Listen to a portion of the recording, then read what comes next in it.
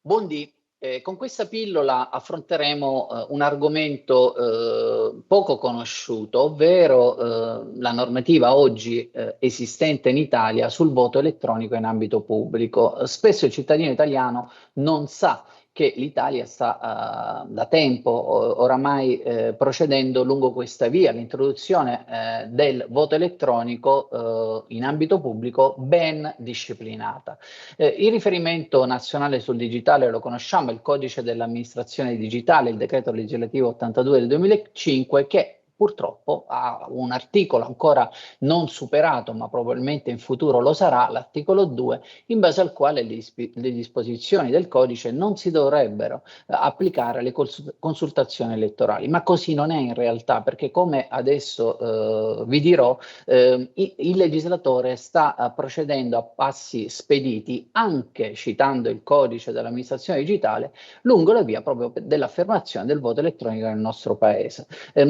Nel periodo Covid abbiamo assistito a un DPCM del 18 ottobre 2020 che ha introdotto il voto elettronico in ambito scolastico, per esempio, ma sempre nel medesimo periodo abbiamo avuto anche un rafforzarsi del voto elettronico e delle sperimentazioni per l'elezione dei comitati degli italiani all'estero. È stato infatti sperimentato questo voto elettronico il 3 dicembre del 2021 scorso. Ovviamente questa normativa, questa evoluzione per i comitati degli italiani all'estero non parte recentemente, parte da un decreto legge del 2012, ma poi con una legge di bilancio del 2021 è stata autorizzata una spesa abbastanza importante per lo svolgimento appunto di queste votazioni per il rinnovo dei comitati degli italiani residenti all'estero.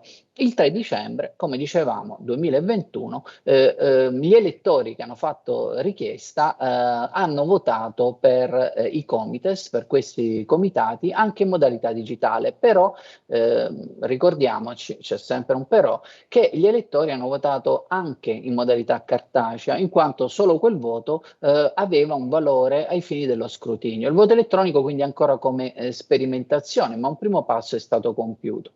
È stato poi anche creato un fondo specifico per il voto elettronico con la legge bilancio del 2020 ed è finalizzato all'introduzione in via sperimentale del voto nelle elezioni europee, politiche e per i referendum.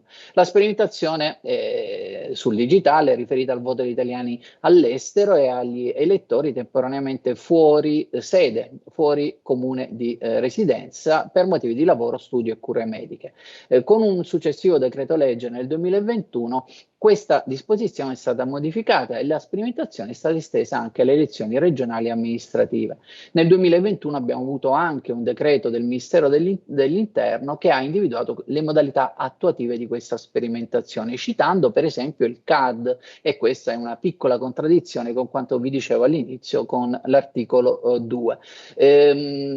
Probabilmente nel 2022 non assisteremo comunque ad una prima sperimentazione perché il governo intende tutelare il sistema elettorale italiano da rischi connessi alla cybersicurezza, quindi probabilmente le prime sperimentazioni di voto elettronico negli ambiti che vi ho appena descritto le vedremo dal 2023 in poi. Non ci resta che attendere fiduciosi l'evoluzione di questa saga tutta italiana del voto elettronico in ambito pubblico.